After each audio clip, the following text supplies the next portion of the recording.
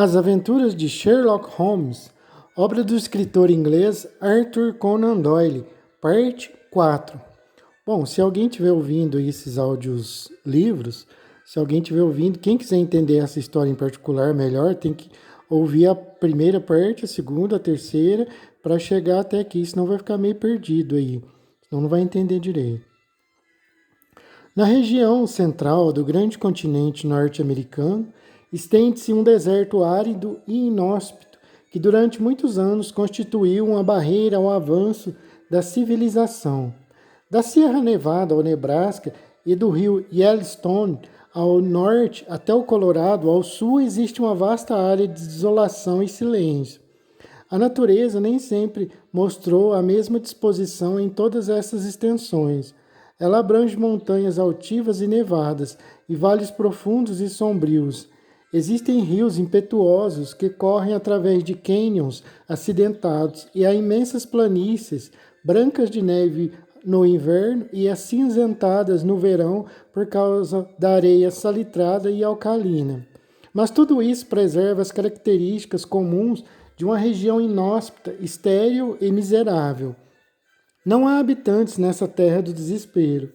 Um bando de panas de Blackfeet pode cruzá-la ocasionalmente para chegar até outros campos de caça, mas até o mais bravo dos bravos entre essas tribos de peles vermelhas sente alívio ao deixar para trás essas planícies horrendas e se ver de novo em suas pradarias. O coiote se esconde em meio à vegetação raquítica, o abutre desliza pesadamente pelo ar e o desajeitado urso cinzento rasteja pelas ravinas sombrias, recolhendo entre as rochas o que consegue encontrar para sobreviver. São eles os únicos moradores do deserto. No mundo inteiro talvez não haja visão mais tétrica do que a revelada na encosta norte da Sierra Blanca. Até onde a vista alcança, estende-se faixas imensas de terreno plano, pontilhado de manchas alcalinas, interrompidas por pequenos bosques de chaparrais enfesados. No limite do horizonte, ergue-se uma longa cadeia de picos de montanhas com os cumes escarpados salpicados de neve. Nesse território imenso não existe sinal de vida ou algo ligado à vida. Não há pássaros no céu metálico, nenhum movimento na terra agreste e cinzenta. E reina o silêncio mais absoluto em todos os recantos. Por mais que se aguçem os ouvidos, não há o menor rumor no deserto majestoso. Nada senão o silêncio mais profundo e opressivo. Foi dito antes que não havia nenhum sinal de vida nessa vasta planície, e seria a pura verdade se não existisse uma trilha serpenteada através do deserto até perder-se na distância que pode ser vista do alto da Serra Blanca. Essa trilha está sulcada de rodas e batida pelos pés de muitos aventureiros. Aqui e ali há objetos brancos espalhados pela cinzenta areia alcalina e que reluzem ao sol. Aproxime-se e examine-os. São ossos, alguns maiores e grosseiros, outros menores e mais delicados. Os primeiros pertencem a bois, os segundos a homens. Pode-se seguir essa fantasmagórica rota de caravanas por quase simplesmente 2.500 quilômetros, guiando-se por esses despojos calcinados e espalhados dos que tombaram no trajeto. Um viajante solitário contemplava esse cenário no dia 4 de maio do ano de 1847. Pela sua aparência, ele bem poderia ser o próprio gênio ou o demônio daquela região. Quem o observasse teria dificuldade em saber se ele estava mais perto dos 40 ou dos 60 anos. Seu rosto era esquálido e macilento, com a pele bronzeada semelhante a um pergaminho, repuxada sobre os ossos salientes. A barba e os cabelos longos e castanhos estavam estriados de branco. Os olhos, fundo nas órbitas, queimavam com um brilho febril, e a mão que agarrava o rifle era quase tão descarnada quanto a de um esqueleto. De pé, ele precisava usar a arma como um apoio, mas sua estatura elevada e a constituição maciça da ossatura sugeriam um corpo vigoroso e resistente.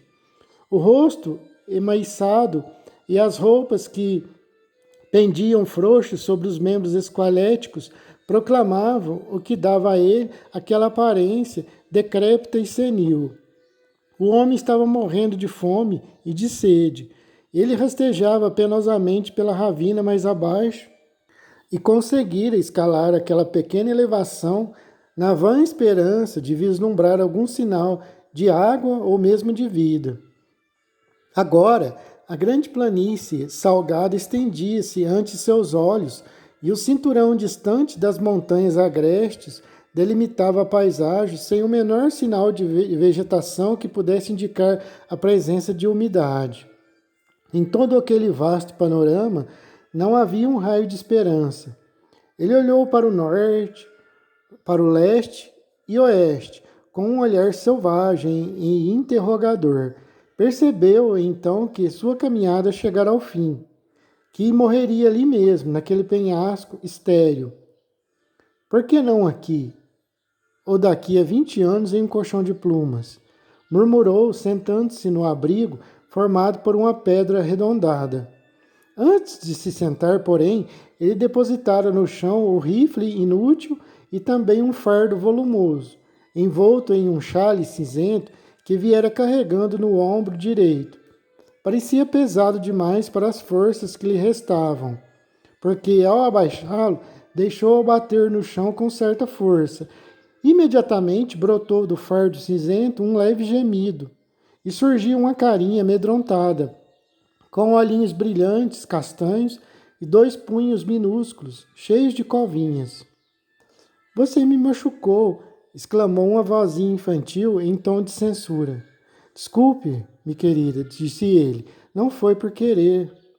Enquanto falava, desembrulhou o xale cinzento e apareceu uma linda garotinha de uns 5 anos de idade, cujos sapatos delicados e o elegante vestidinho rosa com avental branco denotavam cuidados maternos.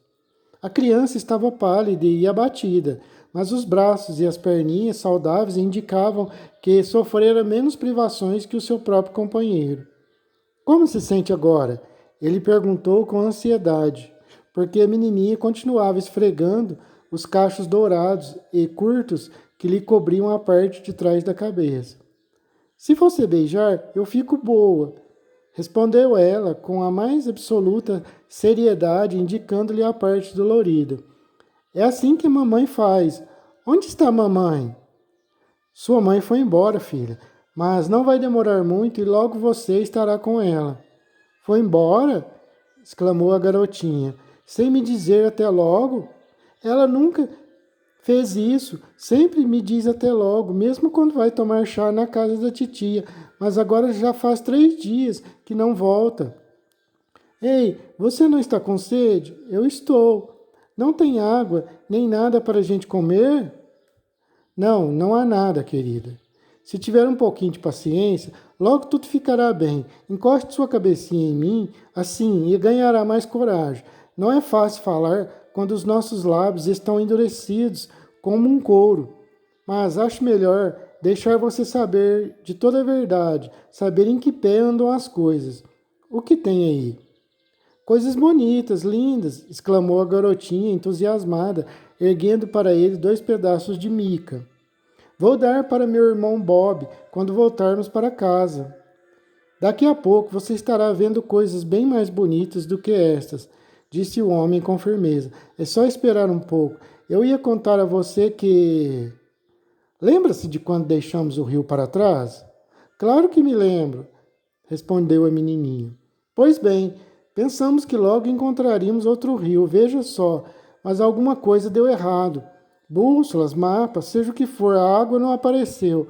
A que tínhamos acabou, ficaram apenas algumas gotinhas para os pequeninos como você Então você não podia mais se lavar, interrompeu gravemente a menininha, erguendo os olhos para o rosto taciturno do homem.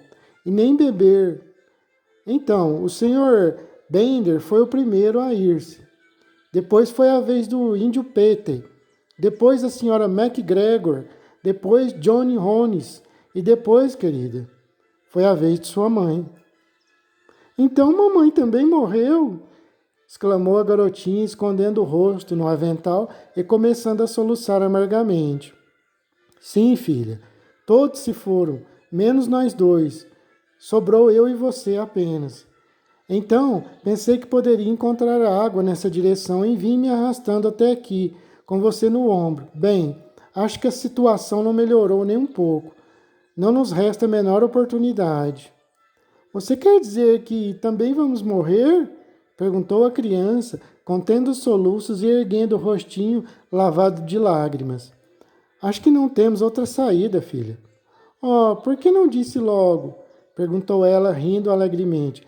Você me deu um susto. Bem, porque se a gente morre, logo a gente estará outra vez com a mãe. Sim, é isso, filha. Você estará, queridinha. Você também. Vou contar a ela como foi bom para mim. Aposto que ela está esperando a gente na porta do céu, com um jarro bem grande de água e uma porção de bolinhos quentes, tostados dos dois lados, como eu e Bob gostamos. Quanto tempo vai demorar para encontrarmos com mamãe? Não sei, filha, mas acho que será logo. Os olhos do homem estavam fixos no horizonte norte. No azul da abóbada celeste haviam surgido 3 pequenas manchas que aumentavam de tamanho a todo instante por causa da rapidez com que se aproximavam. Logo, essas manchas se transformaram em 3 grandes aves escuras que começaram a voar em círculos acima da cabeça dos 2 andarilhos. Depois pousaram em algumas rochas mais acima. Eram abutres, as aves de rapina do oeste, que ali apareciam como percussores da morte. Galos e galinhas! Exclamou a garotinha contente, apontando para aquelas formas algorentas e batendo palmas para que voasse. Ei, foi mesmo Deus que fez este lugar? Claro que foi. Foi ele, queridinha, respondeu seu companheiro, um pouco espantado com aquela pergunta inesperada. Ele também fez o Illinois e fez o Missouri. Ela continuou. Bem, eu acho que outra pessoa fez este lugar, porque não é tão bem feito como lá. Aqui esqueceram de botar árvores bonitas e água também. O que você me diz de fazer uma oração? Perguntou o homem, hesitante. Ainda não ficou de noite, respondeu ela. Que diferença faz, filha? Na verdade, não é muito comum, mas fique certa de que ele não se importa. Repita as orações que dizia todas as noites na carroça, quando estavam nas pradarias. Por que você não reza também? Perguntou a criança com os olhos arregalados. Bem, não me lembro mais como se reza, respondeu o homem. Eu tinha metade do tamanho desse rifle quando fiz minha última oração. Enfim, acho que nunca é tarde demais, né? Comece você a rezar e irei repetindo o que você disser, filha. Então, tem de ajoelhar-se, e eu também, disse a menininha, estendendo o chale no chão. Veja, põe as mãos assim, faz a gente se sentir bem. Era uma estranha visão. Caso alguém houvesse mais por ali e observasse aquela cena, além dos abutres, claros.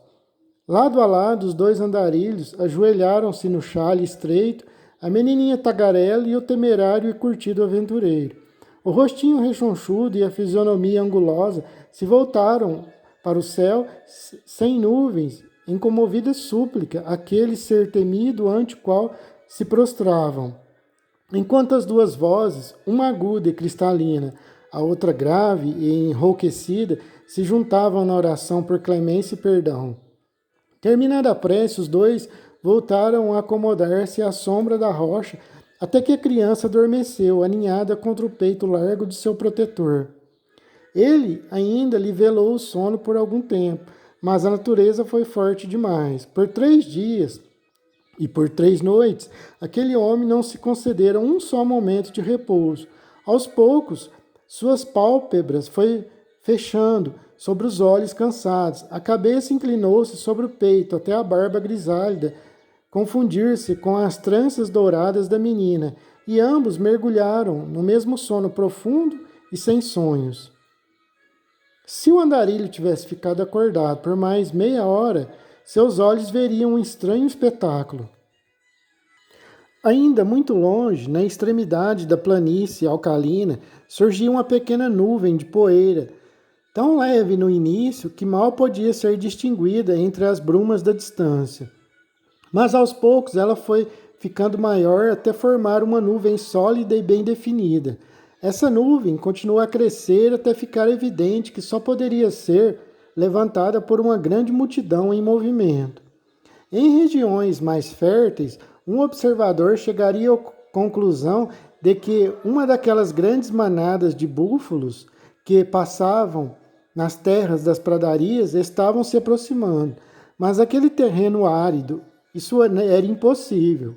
À medida que o redemoinho de poeira chegava mais perto do penhasco solitário em que os dois viajantes dormiam, começaram a surgir em meio à névoa os toldos de lona que cobriam os carroções e as figuras de cavaleiros armados.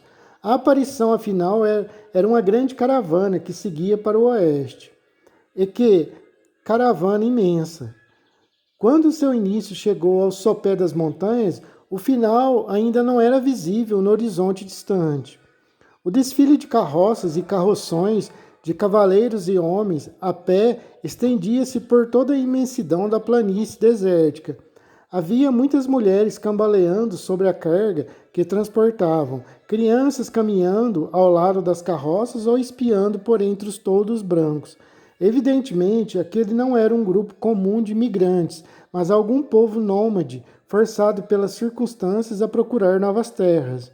De lá, elevava-se no ar límpido um confuso clangor, uma espécie de rumor produzido por aquela massa humana gigantesca, misturando-se ao rangido das rodas e aos relinchos dos animais.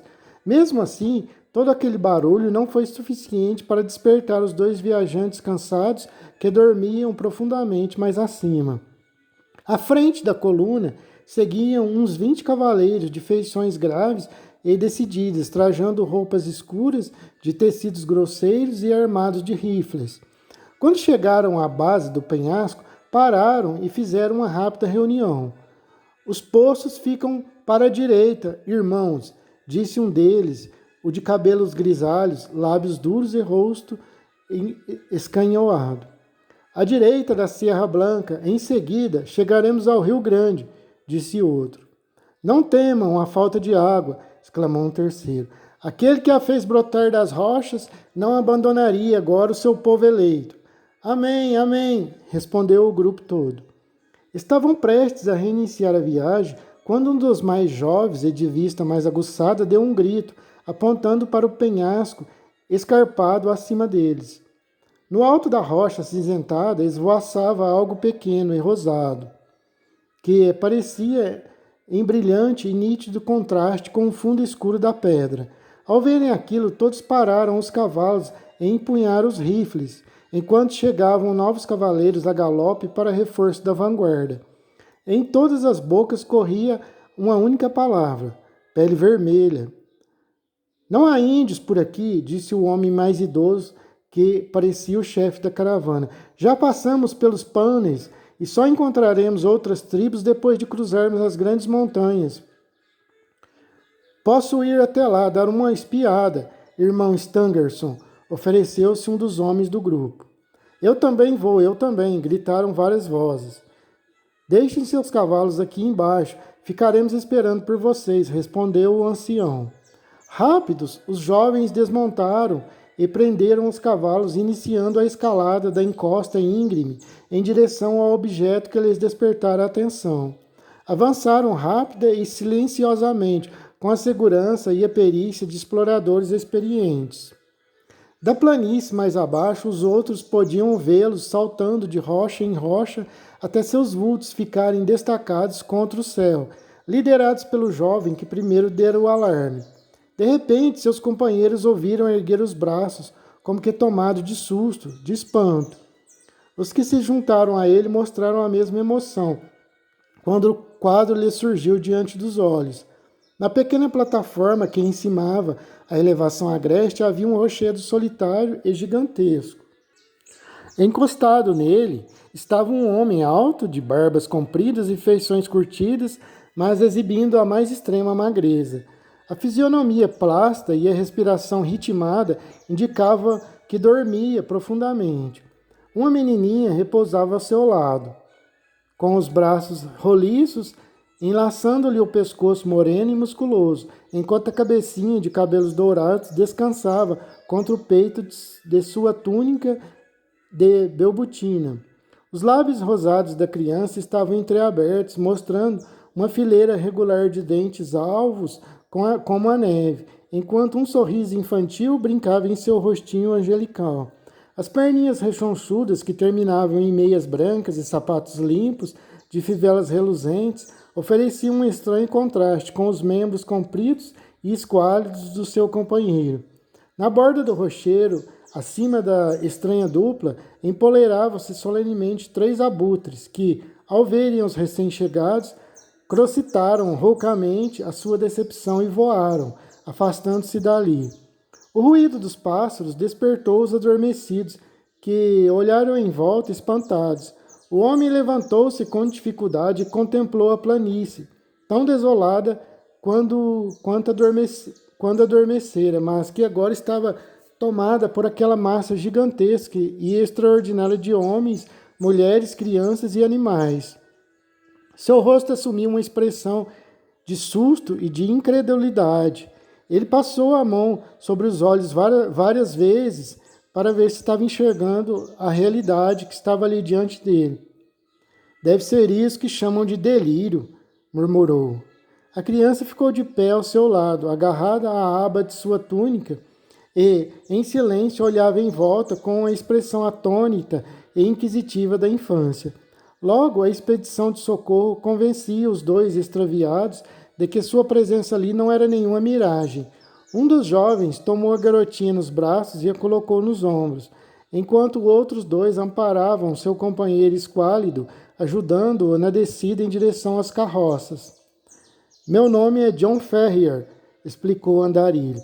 Eu e a menina somos os únicos sobreviventes de um grupo de 21 pessoas. Os outros morreram todos, de fome e de sede, lá no sul. Ela é sua filha? Perguntou alguém. Acho que agora é. Passou a ser, respondeu o homem em tom desafiador. É minha porque eu a salvei. De hoje em diante seu nome será Lucy Ferrier. E os senhores, quem são? Ele perguntou, olhando com curiosidade para seus audaciosos e bronzeados salvadores. Parece uma multidão sem fim.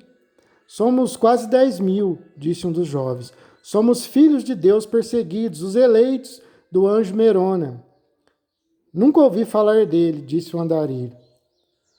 Parece que ele elegeu um bocado de gente. Não zombe do que é sagrado, replicou o outro ressentido.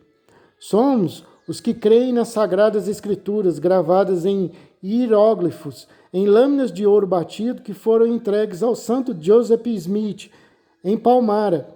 Estamos vindo de Nauvoo, no estado de Illinois, onde erguemos nosso templo. Agora estamos procurando um refúgio contra os homens violentos e ímpios, mesmo que esse refúgio fique no meio do deserto.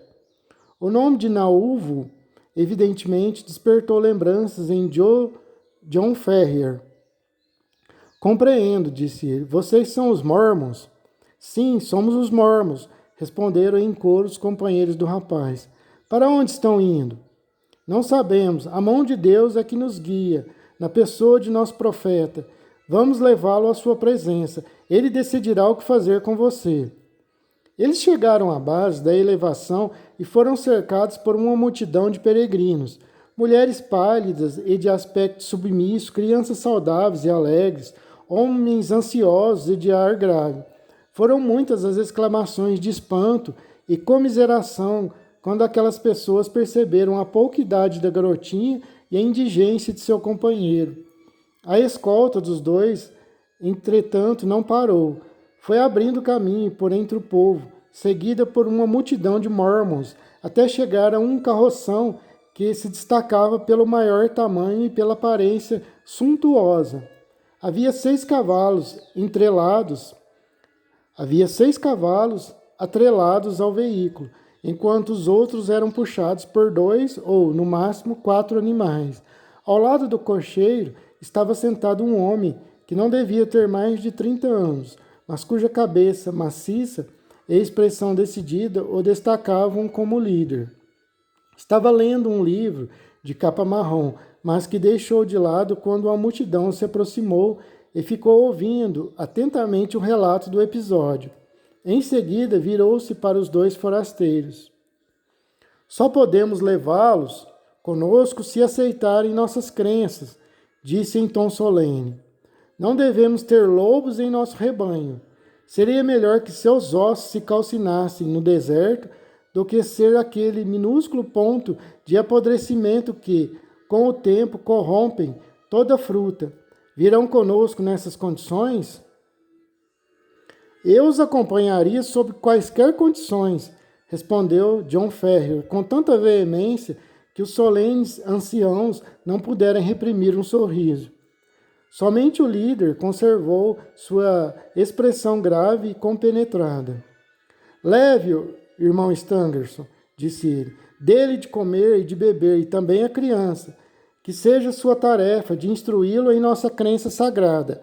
Já nos atrasamos demais. Avante, avante, para Sião! Avante, avante, para Sião! Gritou a multidão de mormons. Essas palavras foram ecoando pela comprida caravana de boca em boca, até se dissolverem em um confuso murmúrio distante. Com o estalido dos chicotes e o ranger de rodas, as grandes carroças começaram a se movimentar, e em pouco tempo toda a caravana serpenteava pela planície desértica. O ancião, a quem tinham sido confiados os dois forasteiros, levou-os para sua carroça, onde uma refeição já os aguardava. Os dois ficarão aqui, disse ele. Dentro de alguns dias já estarão recuperados de seu cansaço. Enquanto isso, lembre-se de que agora pertence à nossa religião para sempre. Foi Brigham Young quem disse isso, e ele falou com a voz de Joseph Smith, que é a voz de Deus. Este não é o lugar adequado para rememorarmos os sofrimentos e as privações impostos aos imigrantes mormons antes de chegarem ao seu paraíso final.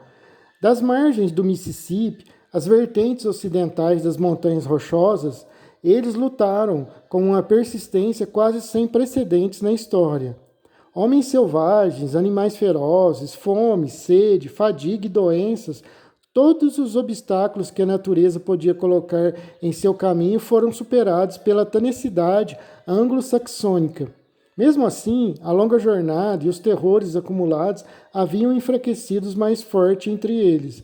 Nenhum deles deixou de se ajoelhar para uma prece ardente, quando viram o grande vale do Utah abaixo deles, banhado pela luz do sol, e souberam pelos lábios do seu chefe que aquela era a terra prometida, que aqueles acres virgens seriam sua herança para sempre. Em pouco tempo, Young mostrou que era um administrador competente e também um chefe determinado. Foram traçados mapas e planos nos quais foi delineada a futura cidade. Nos arredores, as terras foram divididas e distribuídas segundo a posição de cada indivíduo. Os comerciantes dedicaram-se ao seu negócio, os artesãos às suas aptidões. Ruas e praças foram construídas na cidade como por um passe de mágica. No campo, drenava-se e amanhava-se a terra, plantava-se e colhia, de modo que, no verão seguinte, toda a região ficou coberta pelo ouro dos trigais. Tudo prosperava naquela estranha comunidade. Acima de tudo, o grande templo que haviam erguido no centro da cidade ficava cada vez maior e mais alto. Desde os primeiros clarões do alvorecer até as últimas luzes do crepúsculo, as batidas de martelo e o rangido das serras jamais cessavam no monumento levantado pelos imigrantes. Aquele que os conduzira sãos e salvos por entre tantos perigos. Os dois forasteiros, John Ferrier e a garotinha que compartilhava seu destino e fora adotada como filha, acompanharam os mormons até o final de sua longa peregrinação. A pequena Lucy Ferrier sentiu-se à vontade no carroção do ancião Stangerson, uma moradia que ela dividia com as 3 esposas do Mormon e seu filho, um menino teimoso e precoce de 12 anos. Após refazer-se com a capacidade de recuperação da infância, do choque provocado pela morte da mãe, em pouco tempo, Lucy passou a ser a predileta das mulheres, habituando-se prontamente à nova vida dentro da moradia ambulante coberta de lona. Nesse meio tempo, Ferrier já se recuperara das privações sofridas e se destacava não só como um guia útil, mas também como um caçador infatigável. Ele conseguiu, com tanta rapidez, a estima dos novos companheiros que, ao chegarem ao destino final de suas perambulações, foi unanimemente decidido que ele receberia uma extensão de terra tão fértil, tão grande, quanto a de qualquer colono, com exceção do próprio Young, de Stangerson, Campbell, Johnston e Dreber, que eram os 4 anciãos principais. Na terra assim obtida, John Ferrier construiu uma sólida casa de troncos que foi recebendo acréscimos com o passar dos anos, até transformar-se em uma moradia espaçosa e confortável. Ferrier era um homem de senso prático, habilidoso no trabalho manual e sabia negociar como ninguém. Sua constituição férrea permitia que trabalhasse de manhã à noite, lavrando e melhorando suas terras. Assim, sua plantação e tudo o que lhe pertencia prosperaram de maneira extraordinária. Em 3 anos, ele estava em situação melhor que os vizinhos. Em 6 anos, podia ser considerado um homem de posse. Em 9 anos, estava rico. E em 12 anos, não havia em toda Salt Lake City mais que meia dúzia de colonos cuja situação se comparasse à dele. Desde o grande mar interior até as distantes montanhas Wasatch, não havia nome mais conhecido que o de John Ferrier. Em apenas um ponto, apenas um, ele melindrava a suscetibilidade dos membros de sua religião. Nenhum argumento ou tentativa de persuasão conseguiu induzi-lo a formar um harém, como faziam seus companheiros. Ele jamais explicou os motivos de sua recusa, limitando-se a permanecer inflexível nessa condição. Algumas pessoas o acusavam de indiferença para com a religião dos mormons, e outras atribuíram o fato à cobiça pelo dinheiro e à relutância em aumentar as despesas com a família. Outras ainda falavam de um amor antigo, uma jovem loura que definhara de desgosto na costa do Atlântico. Fosse qual fosse a razão, o fato é que John Ferrier permanecia rigorosamente celibatário. Nos outros aspectos, porém, ele seguia a religião da jovem comunidade, conquistando a fama de ser um homem correto e ortodoxo. Lucy Ferrier cresceu naquela casa de troncos e ajudava o pai adotivo em todas as suas tarefas. O ar puro das montanhas e o aroma balsâmico dos pinheiros foram a ama e a mãe que lhe faltavam. De ano para ano, ela ficava mais alta e mais forte. Seu andar ganhava mais flexibilidade e o rosto se tornava mais corado e belo.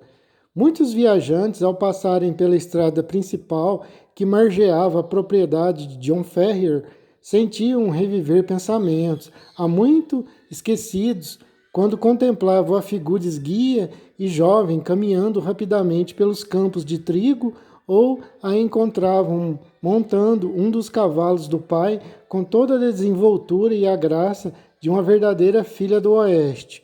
Assim, ela desabrochou em flor, e o ano em que seu pai transformou-no no mais rico dos proprietários foi também o período em que ela se tornou a mais bela jovem americana que poderia ser encontrada em toda a costa do Pacífico.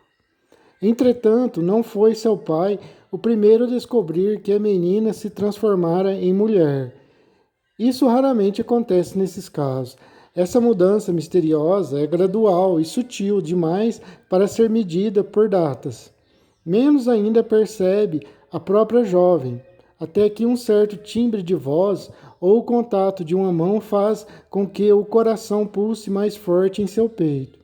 Então, com uma mistura de medo e orgulho, ela percebe que uma natureza nova e maior despertou dentro dela. São poucas as que não se lembram desse dia nem do pequeno incidente que anunciou a alvorada de uma vida nova. No caso de Lucy Ferrier, a própria ocasião foi bastante séria, sem falar da futura influência que teria em seu destino e no de várias outras pessoas. Era uma quente manhã de julho, e os santos dos últimos dias estavam tão ocupados quanto as abelhas cuja colmeia haviam escolhido como seu emblema. Nos campos e nas ruas ouvia-se o mesmo zumbido da atividade humana. Longas fileiras de mulas bastante carregadas desciam as estradas poeirentas, todas rumando para o oeste, porque irrompera a febre do ouro na Califórnia e a rota terrestre cruzava a cidade dos efeitos. Fora longas fileiras de mulas bastante carregadas desciam as estradas poeirentas, todas rumando para o oeste, porque irrompera a febre do ouro na Califórnia e a rota terrestre cruzava a cidade dos eleitos. Havia ainda rebanhos de ovelhas e manadas de bovinos que vinham de pastagens distantes e também uma procissão de imigrantes cansados, homens e cavalos igualmente esfalfados por sua jornada interminável. No meio de toda esta confusão, abrindo caminho com a perícia de um consumado cavaleiro, Lucy Ferrier galopava com as faces coradas pelo exercício e os longos cabelos castanhos flutuando ao vento. Tinha uma incumbência do pai para resolver na cidade e procurava cumprir sua missão com a mesma presteza de tantas vezes anteriores, mostrando nisso toda a impetuosidade da juventude, pensando apenas em sua tarefa e no modo como a executaria. Os aventureiros empoeirados fitavam-na com espanto e até mesmo os índios, impassíveis, envoltos em suas peles, esqueceram o costumeiro estoicismo da raça, maravilhados todos com a beleza da jovem cara pálida. Ela chegava aos arredores da cidade, quando viu que a estrada estava bloqueada por uma grande manada, conduzida por meia dúzia de vaqueiros rudes, vindo das pradarias.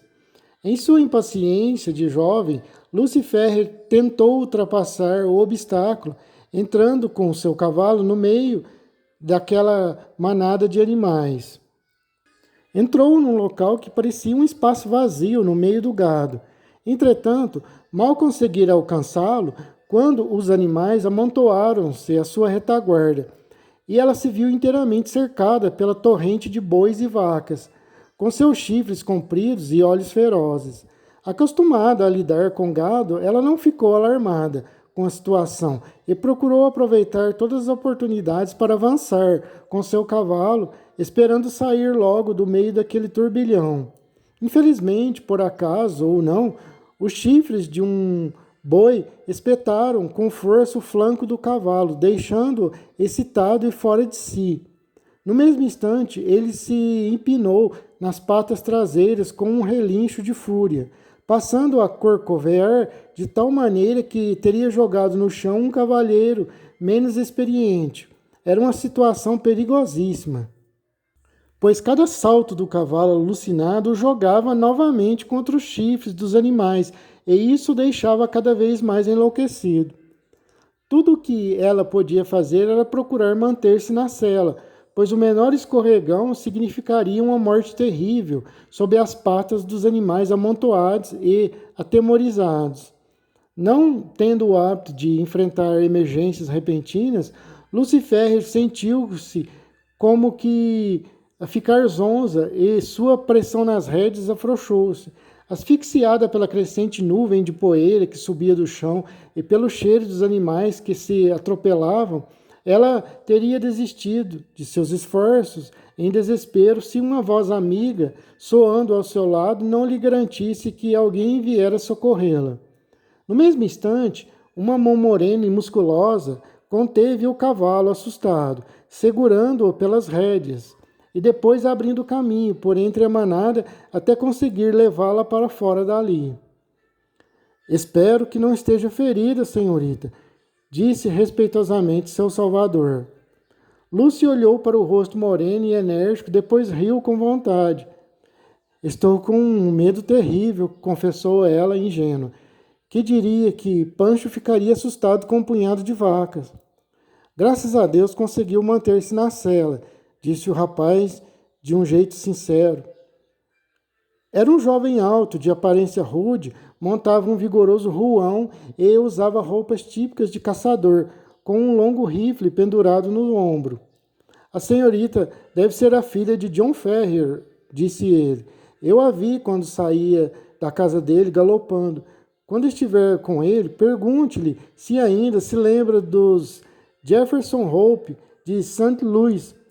Se for o mesmo John Ferrier, que imagino que seja, ele e meu pai eram grandes amigos. Não seria melhor ir até a nossa casa e fazer-lhe a pergunta pessoalmente? Sugeriu Lucy com seriedade. O rapaz pareceu gostar da ideia e seus olhos escuros cintilaram de satisfação.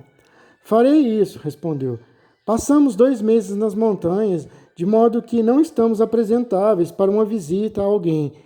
Ele deverá aceitar-nos como estamos. Papai terá muito a agradecer-lhe, e eu também, disse ela. Ele é muito afeiçoado a mim. Se essas vacas tivessem me pisoteado, sei que meu pai nunca mais se recuperaria do choque, se sentiria culpado. Nem eu, disse o rapaz. Como? Bem, não acho que isso faria alguma diferença para você. Afinal, nem nos conhecemos. O rosto moreno do caçador ficou tão abatido com esta observação que Lucy Ferrer percebeu e começou a rir. Não quis ofendê-lo, disse. É claro que agora passa a ser um grande amigo. Venha visitar-nos. Bem, preciso ir andando, do contrário, meu pai nunca mais me confiará nada para fazer. Até logo. Até logo, ele respondeu, erguendo o chapéu de abas largas e curvando-se sobre a mão pequenina da jovem. Lucy fez o cavalo dar meia volta, cutucou-o com o chicote e disparou, como uma flecha, pela estrada larga, envolta em uma enorme nuvem de poeira. O jovem Jefferson Hope guiou seu cavalo para perto dos companheiros, mas agora estava sério e taciturno. Haviam estado nas montanhas nevadas, na prospecção da prata, e agora voltavam a Salt Lake City com a esperança de conseguir capital suficiente para a exploração dos veios que tinham descoberto. Como os outros, seu único interesse era esse negócio, até que o súbito incidente com a jovem desviou-lhe os pensamentos. A visão de Lucy Ferrier, tão franca e saudável como as brisas da montanha, agitara as profundezas de seu coração vulcânico e indomável. Quando ela desapareceu de sua vista, Jefferson Hope compreendeu que estava começando uma crise em sua vida e que nem as especulações com a prata, nem qualquer outro assunto teriam tanta importância para ele como esse problema novo e absorvente. O amor que brotava em seu coração não era o capricho volúvel de um garoto, mas aquela paixão feroz e selvagem do homem de vontade férrea e temperamento dominador. Estava acostumado a ser bem-sucedido em todos os seus empreendimentos. Jurou para si mesmo que não haveria de falhar agora, se a vitória dependesse do esforço e da perseverança humana. Visitou John Ferrier nessa mesma noite e repetiu a visita muitas outras vezes, até seu rosto se tornar familiar na propriedade. Preso naquele vale e absorvido em seu trabalho, Ferrier tivera poucas oportunidades de tomar conhecimento do que se passava no mundo exterior nos últimos 12 anos. Jefferson Hope podia deixá-lo a par de tudo isso, de uma maneira que interessava a ambos, pai e filha. Havia sido um pioneiro na Califórnia e assim pôde relatar muitos casos estranhos de fortunas adquiridas e perdidas naquela época turbulenta. Também fora guia, caçador com armadilha, explorador de prata e vaqueiro. Onde quer que surgisse a aventura, lá estava Jefferson Hope. Em pouco tempo se tornava o amigo predileto do velho rancheiro, que falava com eloquência sobre as suas qualidades. Nessas ocasiões, Lucy ficava calada, mas as faces ruborizadas e os olhos brilhantes de felicidade indicavam claramente que seu jovem coração não lhe pertencia mais. O pai, sério e sem malícia, podia não ter observado esses sintomas, mas eles certamente não passavam despercebidos ao homem que conquistara a afeição dela. Numa tarde de verão, ele chegou galopando pela estrada e fez o cavalo parar junto ao portão. Lucy Ferrier estava na entrada da casa e foi ao seu encontro. Hope jogou as rédeas por cima da cerca e caminhou pela trilha em largas passadas. Vou partir, Lucy, disse, tomando-lhe as mãos e fitando seu rosto com ternura. Não lhe peço para vir comigo agora, mas estará disposta a acompanhar-me quando eu voltar? E quando voltará? Perguntou ela, rindo e enrubescendo. Dentro de 1 ou 2 meses. Virei para buscá-la, minha querida. Ninguém poderá separar-nos. Mas e quanto a meu pai? Perguntou Lucy. Ele já consentiu, desde que tenhamos aquelas minas dando rendimento. Quanto a isso, não tenho medo. Então, se você e meu pai já trataram de tudo, não há mais nada para ser dito. Ela sussurrou com o rosto apoiado no peito largo do rapaz. Graças a Deus, exclamou ele com voz rouca, inclinando a cabeça para beijá-la. Então, está tudo resolvido. Quanto mais tempo eu ficar aqui, mais difícil será a minha partida. Os outros estão à minha espera no canyon. Adeus, minha querida, adeus. Tornará a ver-me dentro de 2 meses. Afastou-se dela e, saltando para a sela do cavalo, galopou furiosamente, sem ao menos olhar para trás, como se receasse que sua decisão fraquejasse ao ver o que estava deixando. Ela ficou no portão, contemplando até que ele desapareceu. Então voltou para casa, sentindo-se a garota mais feliz de todo o Utah. 3 semanas se passaram desde que Jefferson Hope e seus companheiros haviam partido de Salt Lake City. John Ferrier sentia o coração apertado quando pensava na volta do rapaz e na perda iminente de sua filha adotiva. No entanto, o rosto radioso e feliz da jovem, mais que com qualquer outro argumento, fazia com que ele se conformasse com essa ideia. No fundo do seu coração decidido, ele sempre achava que nada o levaria a permitir que ela se casasse com um Mormon. Na sua opinião, aquilo em nada se assemelhava a um casamento ou a uma família, sendo isso sim uma vergonha e uma infâmia. Independentemente do que pensasse a respeito da doutrina Mormon, ele era inflexível nesse ponto. No entanto, teve que permanecer de boca fechada sobre o assunto, porque naqueles tempos era muito perigoso manifestar uma opinião heterodoxa na Terra dos Santos. Realmente era perigoso. Tão perigoso que até os mais virtuosos mal ousavam sussurrar suas opiniões religiosas às escondidas, temendo que essas palavras pudessem ser mal interpretadas e resultassem em rápida vingança contra eles. As antigas vítimas da perseguição haviam se transformado em perseguidores da pior espécie. Nem a Inquisição de Sevilha, o Weingericht alemão ou as sociedades secretas da Itália seriam capazes de pôr em movimento um mecanismo mais terrível do que aquele que estendia sua sombra sobre o estado de Utah. A invisibilidade e o mistério inerentes a essa organização a tornavam duplamente terrível. Parecia onisciente e onipotente, embora não fosse vista nem ouvida. O homem que se levantasse contra a igreja desaparecia sem que ninguém soubesse para onde fora ou o que lhe acontecera. A esposa e os filhos esperavam-no em casa, mas nenhum pai jamais voltou para contar como fora tratado nas mãos de seus juízes secretos. Uma palavra imprudente ou um ato irrefletido eram seguidos da aniquilação e, mesmo assim, ninguém sabia qual era a natureza daquele terrível poder que pairava sobre todos.